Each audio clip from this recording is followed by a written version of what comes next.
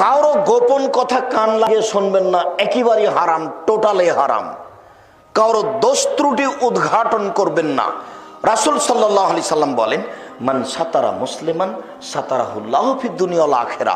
কেউ যদি কারো দোষ ত্রুটিকে ঢেকে রাখে, জেনেছে যে ছেলেটা জেনা করেছে, জেনেছে যে মেয়েটা জেনা করেছে, কাউকে বলেনি, ছেলেটাকে বলেছে, এই খুব খারাপ কাজ, সাবধান হও, এই মেয়ে তোমার এটা কিন্তু আমরা গোপন রাখছি, খবরদার এই কাজে তুমি যেও না। এই মানুষের পাপকে যদি মানুষ ঢেকে রাখে, তাহলে আল্লাহ তার পাপকে ইহকালও ঢেকে রাখবেন, পরকালও ঢেকে রাখবেন।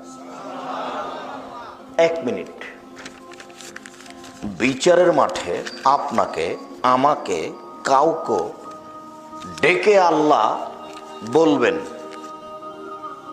তার বাহু দিয়ে তাকে অন্তরাল করে নেবেন, ঢেকে নেবেন, কাউকে দেখতে দিবেন না আল্লাহ। তারপরে তার আমলনামাটা বের করে বলবেন, দেখো তো, হাল তারিফ জাম্বা হাজা, তুমি কি পাপকে চিনতে পারো? এই পাপ কার? তখন লোকটি বলবে, জি আমি চিনতে পারছি, এটা আমারই পাপ। তখন আল্লাহ বলবেন, হাল জালামা কাতাবাতি, তুমি কি মনে করো আমার লেখকেরা অন্যায় লিখেছে?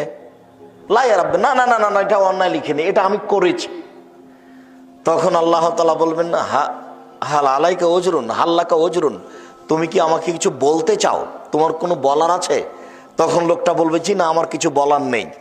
তখন আল্লাহ তাআলা বলবেন, শোনো, তুমি মানুষে দুনিয়াতে মানুষের পাপকে ঢেকে রেখেছিলে, আমি আল্লাহ তোমার পাপকে ঢেকে রাখতে পারি না। যাও, তুমি দুনিয়াতে ঢেকেছিলে, আমি এখন পরকালে ইহকালে বিচারের মাঠে ঢেকে দিলাম, তুমি জান্নাতে যাও।